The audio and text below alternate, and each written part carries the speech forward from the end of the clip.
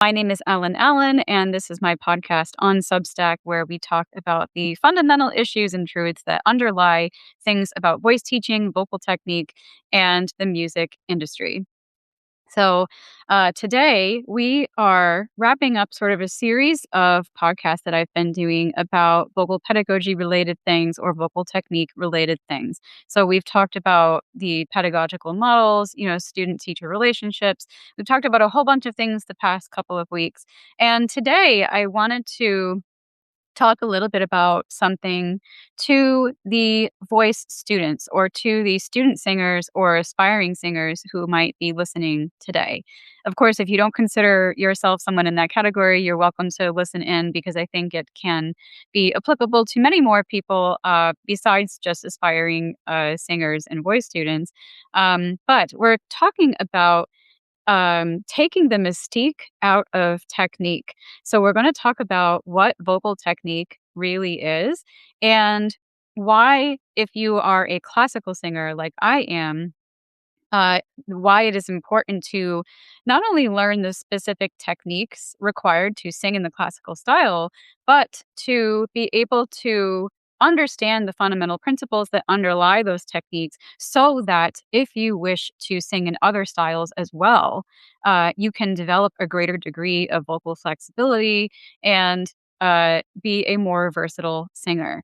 So, we're not talking about specific how to's here about how to breathe, like, how to support, how to shape resonators or anything like that. We're talking in a general way about, again, the fundamental principles that underlie those things so that you can approach your singing a little bit differently in a way that is going to hopefully widen your perspective a little bit, give you more options as a singer for things like tone quality, tone color, range of expression, things like that. And hopefully some things that you can take with you into your voice study. So we're going to be breaking down what I believe technique is and why I think it is like this elusive term sometimes that people don't know how to define. Um, and then we're going to be talking about the ways that we can think about technique that are going to be more broadly applicable to our singing in the classical style, but also outside of the classical style. So, for those who maybe do not know me or who are listening for the first time, I am a classically trained singer. I sing professionally in the classical style. I do a lot of professional choir and choral work. I do a lot of art song, oratorio, concert work, things like that. And I am a multi style voice teacher. So I teach students who are also singing classical styles of music, but I also teach singers who are singing musical theater, who are singing pop and rock and country across, the CCM genre as well. So I come at this with a perspective of someone who loves the classical technique, loves the classical tradition, um, but also someone who loves to understand how the voice can be applied to different situations for the expressive purposes of the singer. So we're talking about that today. That is where I am coming from. You're welcome to leave questions in the chat if you're tuning in live, or leave comments on the video if you're listening in on the replay. Okay, so let's get into it. Again, our topic this week is taking the mystique out of technique. Um, because I think that for a lot of classical singers, technique is this term that is often like shrouded in mystery, right? Uh, our industry will often use the word technique without really taking the time to talk about what it is, to define it, or to delineate what makes a singer's overall technique good or bad. Good or bad, right? Is a bit subjective in some cases. So we're going to take the mystique out of technique and define what I believe it actually is. So you hear a lot of, well, not so much these days anymore, but when I was younger, there was this prevailing sort of mentality that if you could sing classical technique, if you had good classical technique, you could sing anything. You could sing in any style. I don't think that that is true. I think that most voice teachers now also don't believe that that is true, but it is still a myth that I hear a lot of singers say. Even singers who themselves have branched out to do contemporary styles very well, I have seen them say that, like, "Oh, my classical training really enabled me to do this."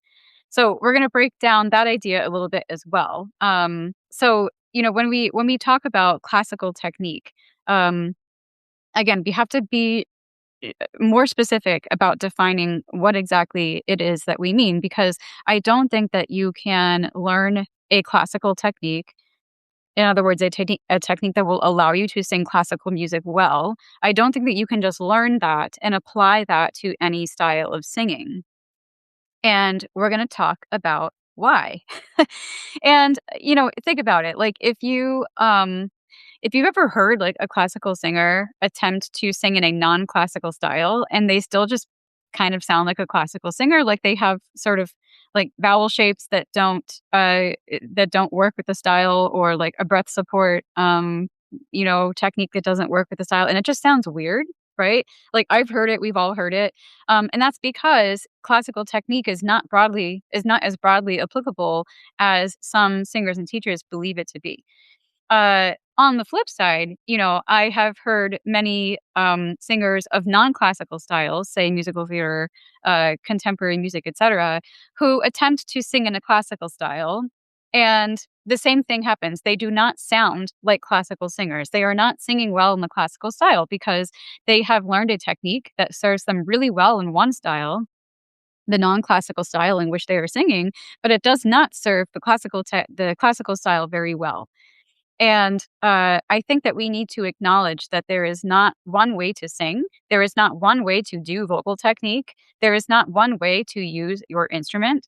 There are only ways that are going to serve one style of music better than others, and ways that are going to serve other styles of music better than this one over here. And that's what we need to sort of get out of the way first. So this adage that, like, if you can sing in classical styles or sing classical technique, you can sing anything, is just very, very false. And I wish it would go away. Okay. So we we want to understand what we mean when we say technique. What makes a singer's technique good or bad? So what is technique? Like, what is it actually? In the most general sense, a technique is simply a certain specific way of doing something in order to achieve a desired result that can be optimized for repeatability and consistency. I wrote that definition down and read it because I wanted to make sure I said it right. So it is a certain specific way of doing something in order to achieve a desired result that can be optimized for repeatability and consistency. So if you think about a lot of the daily activities that you do in life, we have techniques for a lot of them. Think of the way that you brush your teeth, for example. Think of the way that you apply makeup if you are a person who wears makeup. You probably have a specific way of doing these things, especially these particular tasks involve a lot of fine motor skills. And probably the first time you tried them, whether you were a kid or a teenager or however old you were when you started doing them, they felt awkward and you didn't know how to do them very efficiently or very well. And then eventually, as you refined the process of brushing your teeth or applying your makeup or whatever it is, you got better at it. And you probably have gotten, in some cases, so much better at it that your brain is able to automate various parts of this process.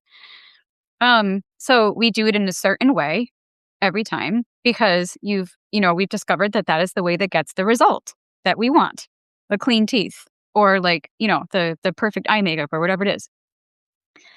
But these things took practice, right? They took refinement, and that is what differentiates a technique from just a mindless routine. So again, they might have felt difficult the first time you tried them, but now they feel very, very natural and even automatic. And this is the beauty of developing a technique. And this is why we do it as singers, because um, we want our singing to get to the point where certain things are automated, because it frees up valuable space in our brain for other things that we need to do while we sing, like read music or remember stage directions, or acting, whatever it is. There are a lot of things that we have to do while we sing that don't actually involve singing, and so the act of singing has to be refined and somewhat automated for those other things to be able to occur at a high level.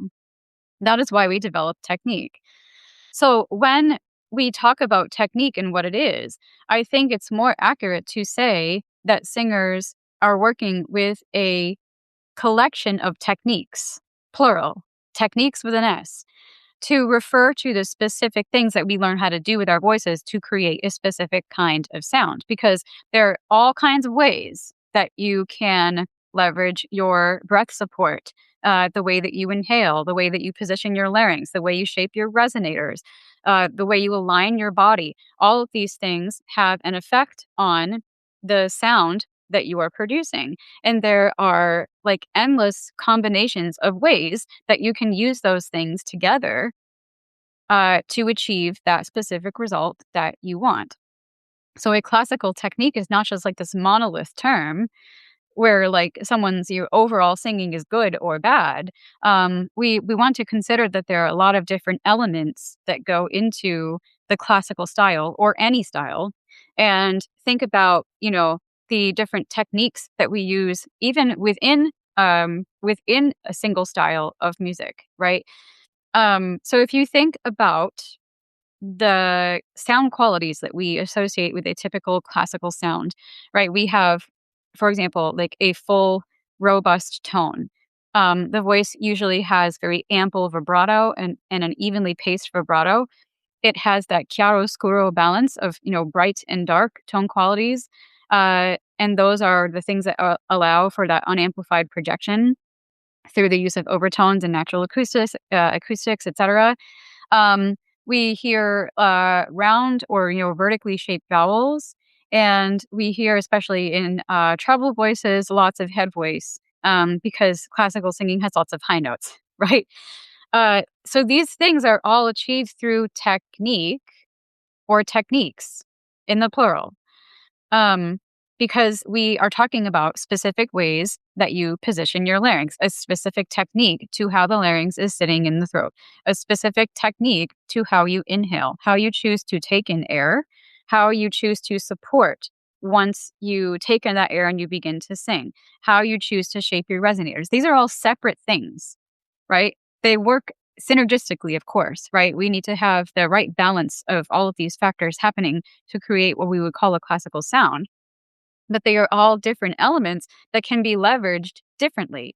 You can still, for example, like inhale in a way that is going to be conducive to the classical style, but, say support while singing in a way that wouldn't necessarily work with that style and might be better suited to something else.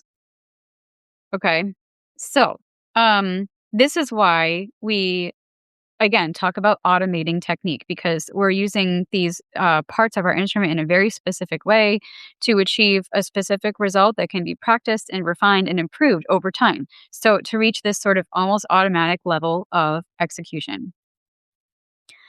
So here is why, though, classical singing or classical technique is not as widely applicable as we think that it is.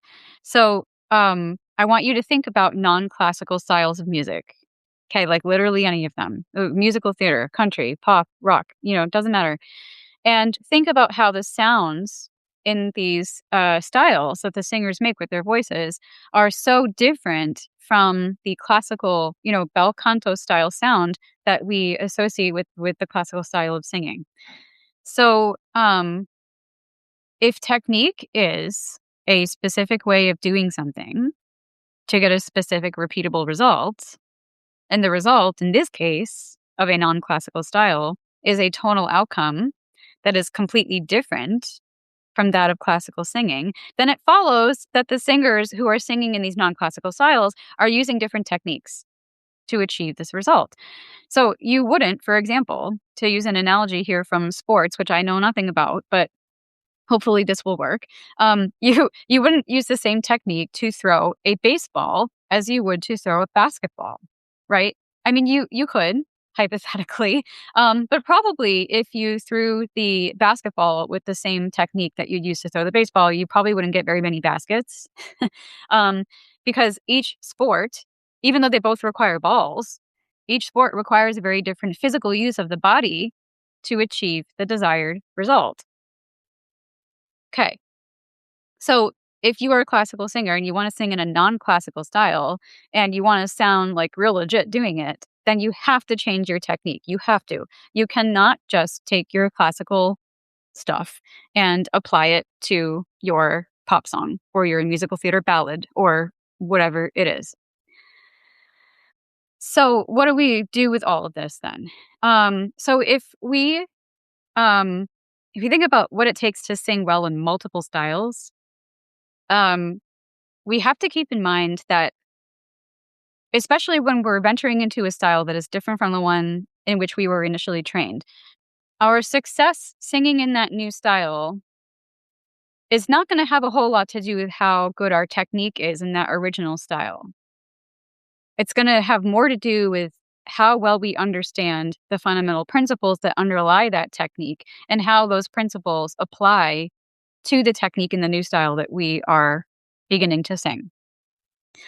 So if we take, for example, in classical singing, the position of the larynx, right? So classical singers, they generally favor a flexible but low-ish larynx position, right?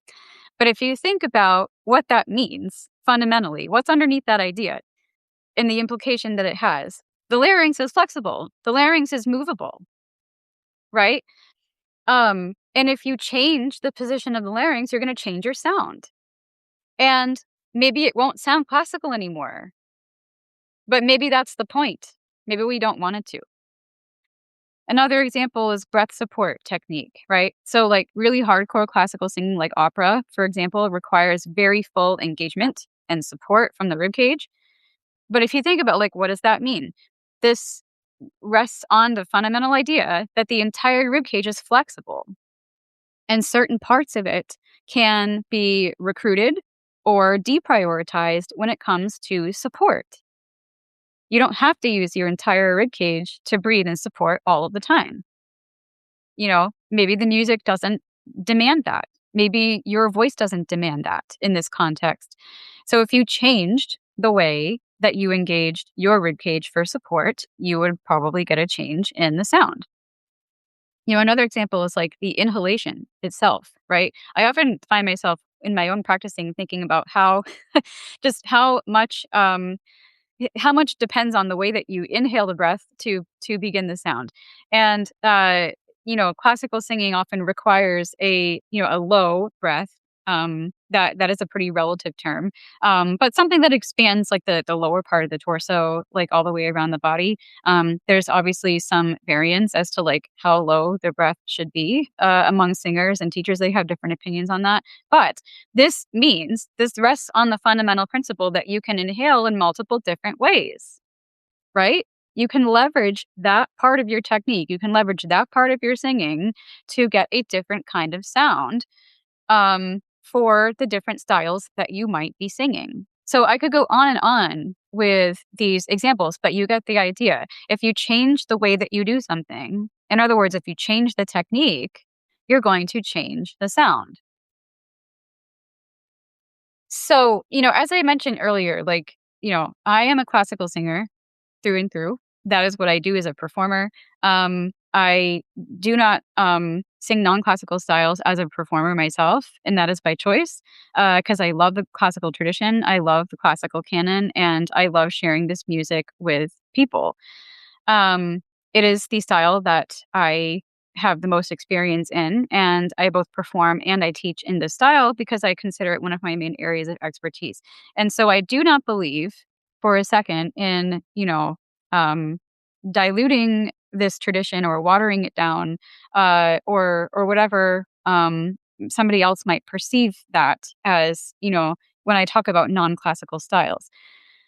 I think that, I also think that if you are a classical singer, you don't need to learn to sing in more than one style if you don't want to. If you want to, fantastic. That's great. Just keep in mind you have to be very good at both. But I do not think that you have to have a successful career. I do not think that it makes you some sort of elitist snob. If you want to perform classical music exclusively, like go for it. And I say all this as sort of a preface to what I'm going to say next, which is that I do believe that there are some problems with the way that we train classical singers and the way that we teach classical singing technique. So when I say that there are problems, I do not mean, again, that we should be scrapping the entire model and replacing it with something else, or that we should water down or dilute this art form, because that is not what I am saying here. I am simply pointing out, especially in my experience as a voice teacher, working with students who sing classically, some of the trends that I have noticed that I don't believe are very helpful.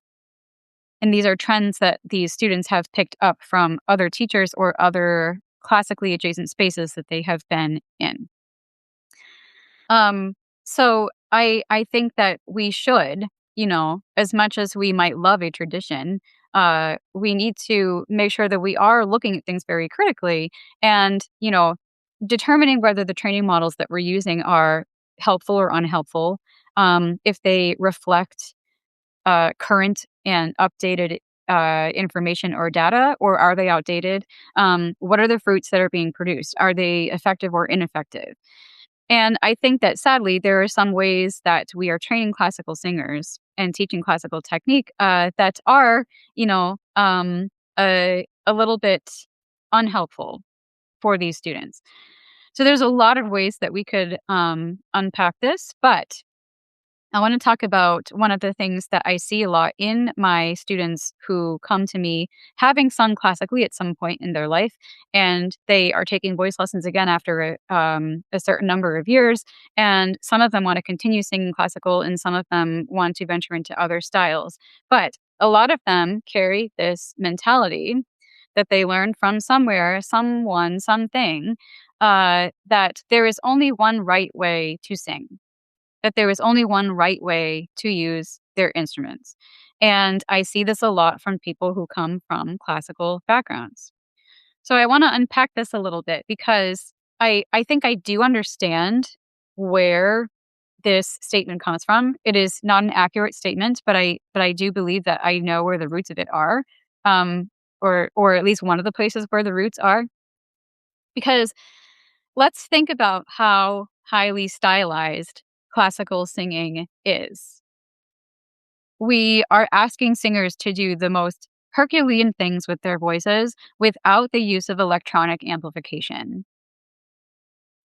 So we're asking them to rely only on the acoustics of their own bodies to project to the back of a big space, sometimes over an orchestra or over other voices, in a way that someone sitting at the back of that large hall can hear them crystal clear. And on top of that, there's obviously the tons of artistic and musical details and complexities that one has to think about and navigate while performing in the classical style. And that is why the technique is so specific, because the parameters in which a singer must stay in order to sing classical music sustainably over the long term, they are very, very narrow, right? They are very, very narrow, because doing it in a way that is unsustainable is going to burn your voice out very quickly, and you will end up with vocal injury. So this is why many classical singers, especially those who train in the bel canto style, with the eye towards singing opera, this is why they are often trained to sing in one way and one way only, because the singing takes a certain way of using the body to be done sustainably, and there's not a ton of room for deviation.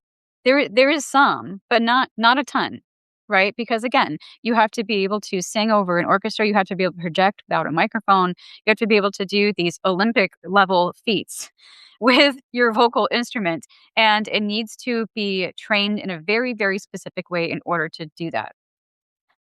So that is why that is why classical singers, many of them, believe that there is only one right way to use their voice. So there are a couple of really big downsides that come with this, though. And the first is that because of that, classical singers are not always taught the why of the technique that they are learning. Because, we as teachers and as a classical singing community, we know what's required to sing in this style. But classical singing students, especially in my generation, I found this to be very common. They're often told simply like what to do without the why of why they're doing it.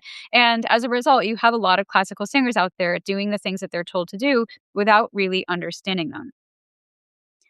And I have seen this phenomenon play out again and again in my adult voice students, particularly those who sang classically when they were young. They don't have a strong understanding of how the classical technique works as a whole. And what I do see in them is often a lot of absorbed misinformation about the vocal instrument.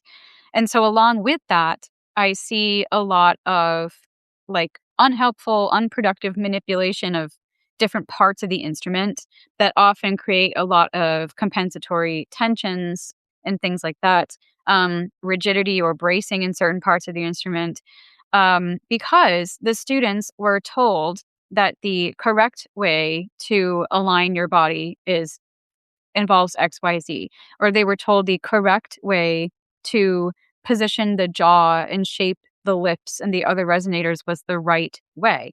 And so they are after doing things the right way and making sure things look right, rather than thinking about how these things affect the sound, rather than think about why these things are making the sounds that they are making.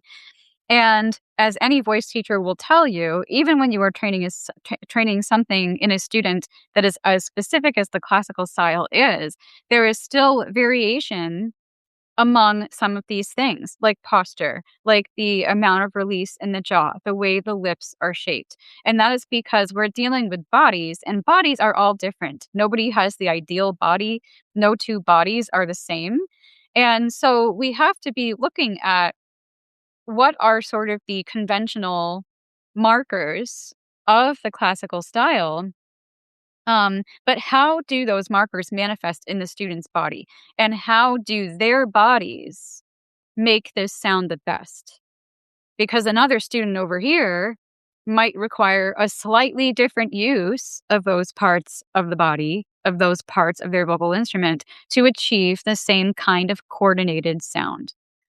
So that is what we're after. We're after a coordinated, efficient, sustainable sound. That is the purpose of technique, something that can be repeated and refined and optimized for consistency, right? So these students, they were simply told that certain positions or shapes were correct, and not told why they were correct, or not told that there can be some ways to refine those correct positions for them that will help to maximize their sound even further.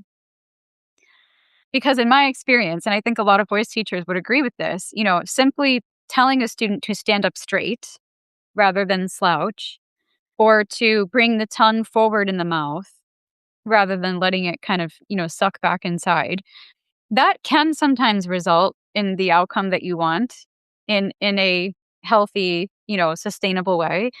But, more often than not, though, students who present with these kinds of issues, like the slouching or the retracting tongue or whatever it is, they have underlying things in their posture, in their breathing, in their movement, or in their speech habits that need to be addressed before they can explore different techniques or positions for that particular part of the vocal instrument. Because if someone is working with a compensatory tension pattern, simply telling them to shape that tense compensating part of their body in a different way is not necessarily going to fix the issue that is underlying it. It could. But I think as voice teachers, we often need to be excavating. We often need to be looking a little bit further and a little bit deeper. So we can't simply look for just Are they making the right shape with their mouth? Are they aligning their body in the right way? Are they positioning their tongue in the right way? We need to be thinking about what is the coordination that is resulting and what is the sound that is resulting. And do we need to figure out some different ways that they could be maximizing these parts of their instrument for something that is more free, more expressive, and more comfortable for them? So, what we should do, rather than just saying, do this and do that, don't do this and don't do that, is helping these students become aware of the patterns in their body, the things that they notice that their body habitually does or tends to.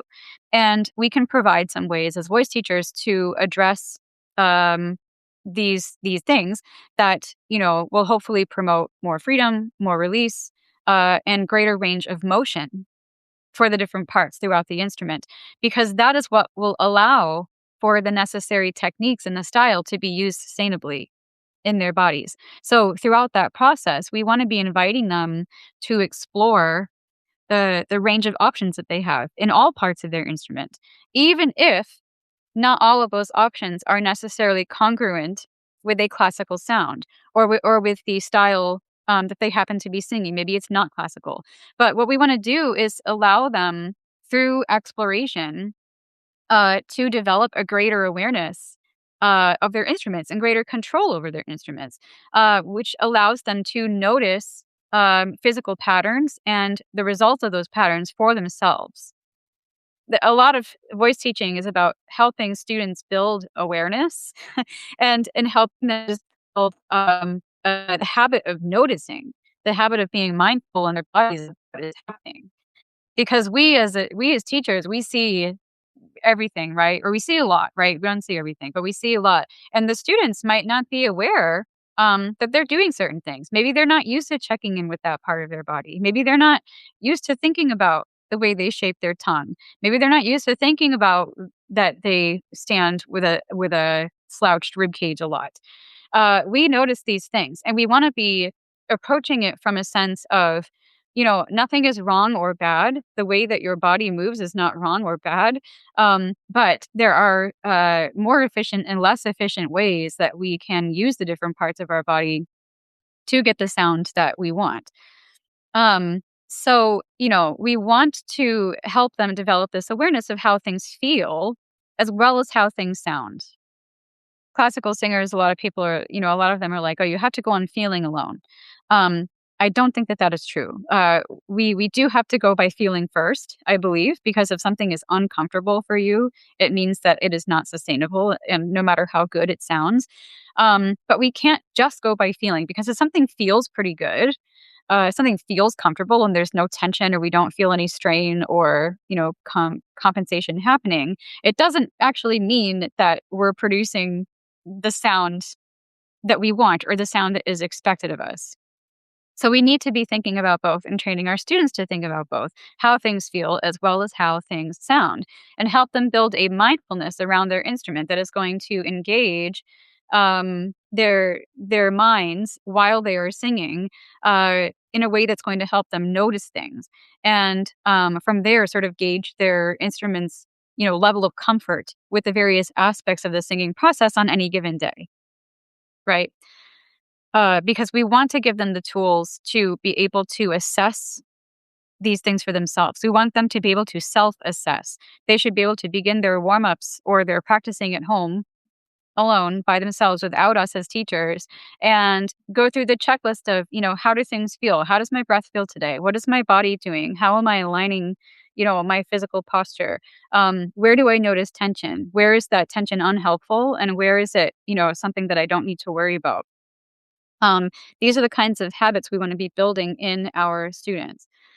And once they get to that point, right, then we can start to have a conversation about the really specific techniques that are going to result in a sustainable classical sound and why, right? The why, again, is very important.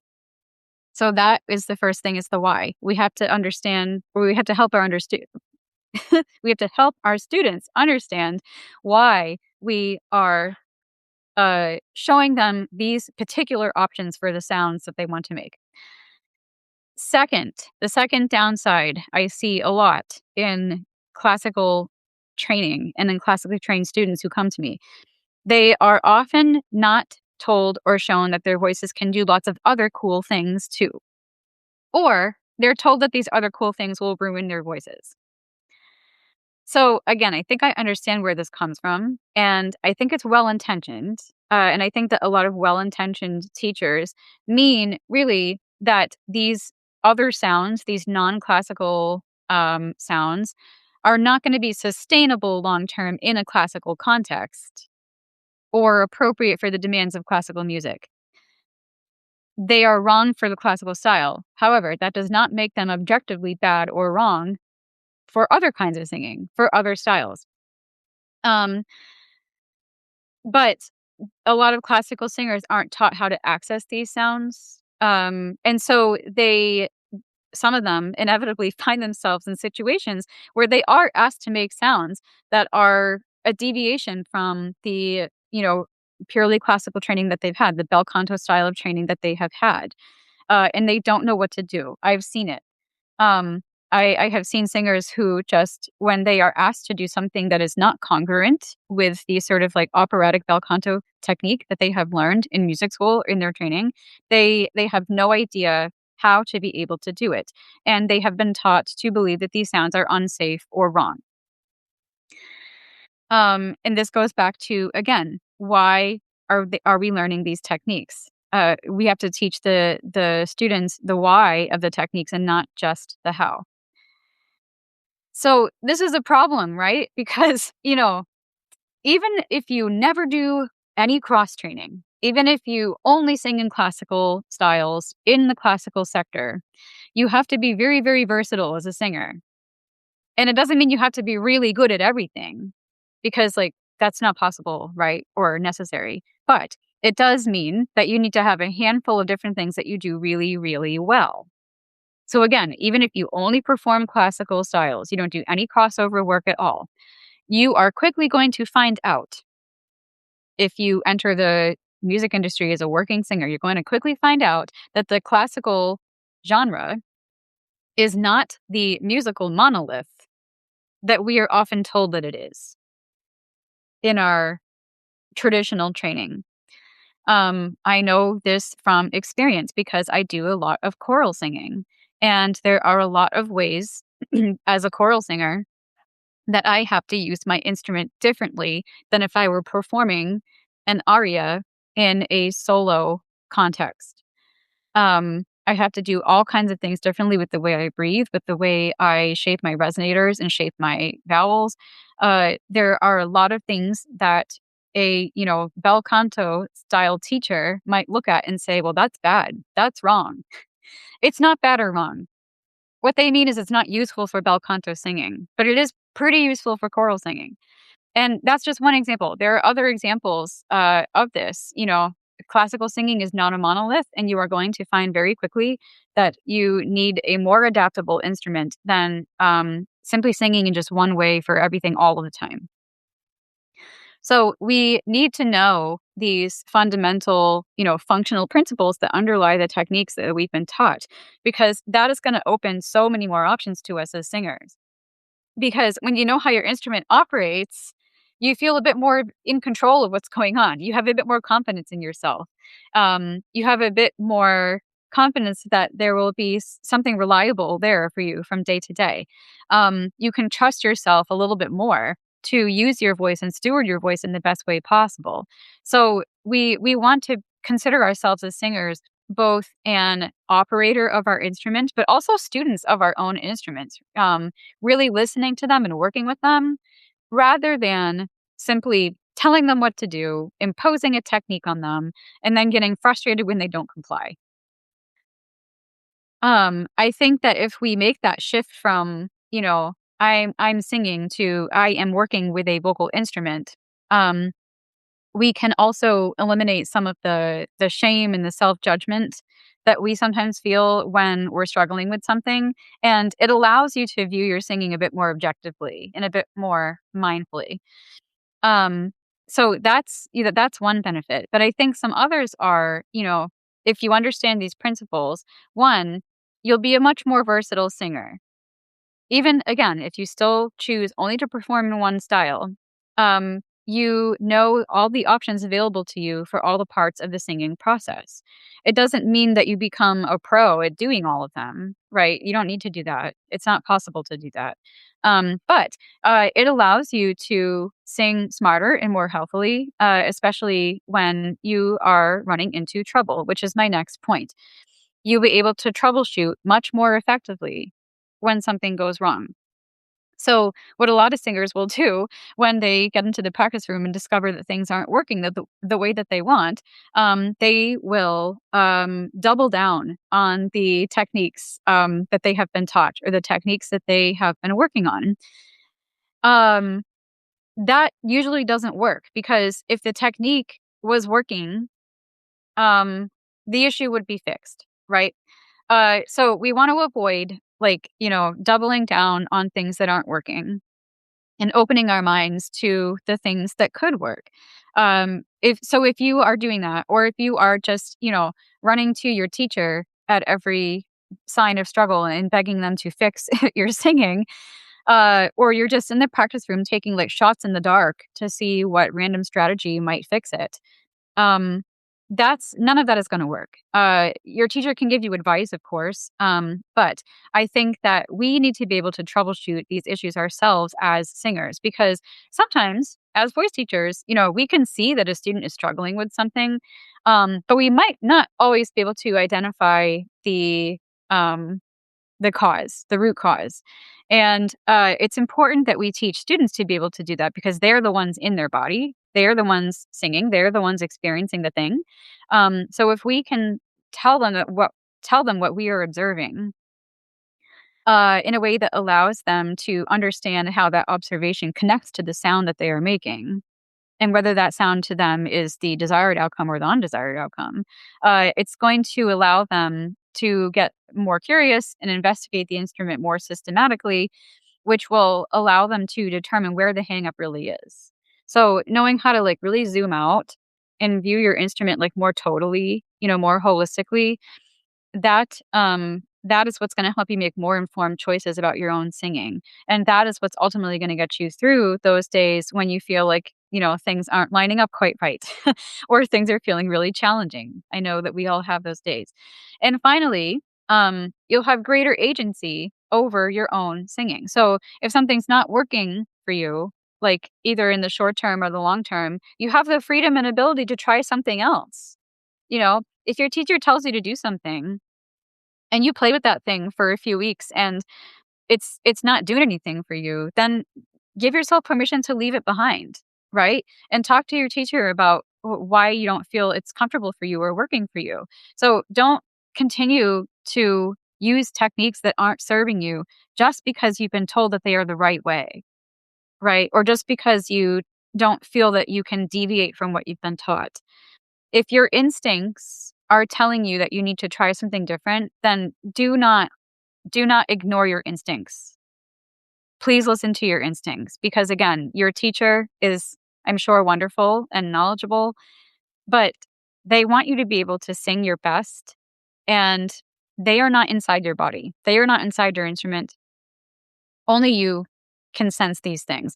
And if you sense that something is not working for you and you need a different approach, honor that. Listen to that. Don't ignore it because you're just going to end up doing the same old things that haven't been working and digging yourself further into a rut.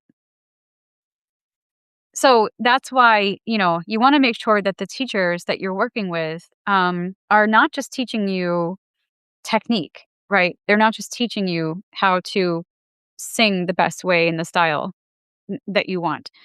Um, you want to make sure that they are training your voice holistically, helping to give you options, helping to helping you to understand um, how the voice works and understand the information that your instrument might be giving to you. Our instruments are giving us information all the time. They're sending us messages all the time. They tell us when things aren't working for it, and we need to listen to that. We need to listen to the information our instruments are giving us, and you want a teacher who's going to encourage that kind of exploration in the context of the technique of whatever specific style of music that you're singing. Because that is what's going to allow you the most freedom as a singer and the most versatility. So I work in my studio with singers who are facing these exact issues. Um, in the classical singing world, there is like such a stigma around vocal struggles, um, and vocal difficulties, and we shouldn't be ashamed about that because struggling with something doesn't mean that you're a bad singer or that you have bad technique. Um, it just means that you need to think about some part of your instrument in a different way. And if you have those options to investigate, if you have those options to work through, then you're going to have a better success rate than if you have been simply just locked into one style of singing and one way of using the instrument for all time. um, so we got to remember that like struggle is not a sign of being a bad singer. Every singer struggles with something at some point in their career, even with stuff that seems really basic, right? Even with stuff that seems really fundamental or stuff that we should have learned a long time ago or stuff that, stuff that, someone else like told you is not a big deal, but your gut is really telling you otherwise. Like, I need to fix this. My teacher says it's not a problem, but it doesn't feel right to me. Everyone's had that, I think. Um, and, often those kinds of struggles at the fundamental level, they can't always just be fixed by technique. Technique can certainly help. But if they are rooted in, again, those things I mentioned earlier, sort of postural habits, speaking habits, like compensatory tensions from how you move in daily life, they're rooted in those things often. And sometimes, we know what those things are, or sometimes they're related to like an illness or an injury and the sort of after effects we feel from those things. But sometimes they're much more elusive and they're harder to articulate and to pin down. And that's where you need the knowledge to get in touch with your instrument and understand all of the ways that you can pull the levers differently, and in different amounts to help you uncover what's actually going on. So if you are a classical singer or a classical singer, even an experienced one or a pro level one, and you're struggling with things like weird tensions, um, weird limitations in your breath mechanism, hoarseness or strain during singing or after singing, or other weird things that you have tried and failed to resolve with traditional technique. I would highly encourage you to reach out here on Substack or whatever platform you are listening to this on. Please feel free to reach out because these issues, if left unresolved, are eventually going to wear down not just your vocal potential, but your sort of like psychological, emotional potential as well as a singer. Even if these like little issues that you can't resolve, that are getting in your way, they might seem like little issues, but don't ignore them. Don't ignore them. Find someone who can help you address them. And if you are a person who is in that kind of situation, again, I would love for you to reach out. You can find me here on Substack. You can find me on Facebook. You can find me on Instagram or TikTok. I'm on all the platforms. So please reach out. I have had these kinds of issues myself and worked through them myself. And I have helped many, many students do the same. It is a thing that I love to do, this diagnostic root level, fundamental level stuff, regardless of the style of singing that you are doing, but especially if you are singing classical, because that is my particular area of expertise. So I know what it takes to work through it and also what it feels like to come out on the other side with more confidence and just being happier with where your instrument is. So that is what I have for you on the podcast today. I thank you for tuning in, for liking, for sharing, for commenting, and I hope you all have a fantastic week. I will see you next Tuesday for the next podcast.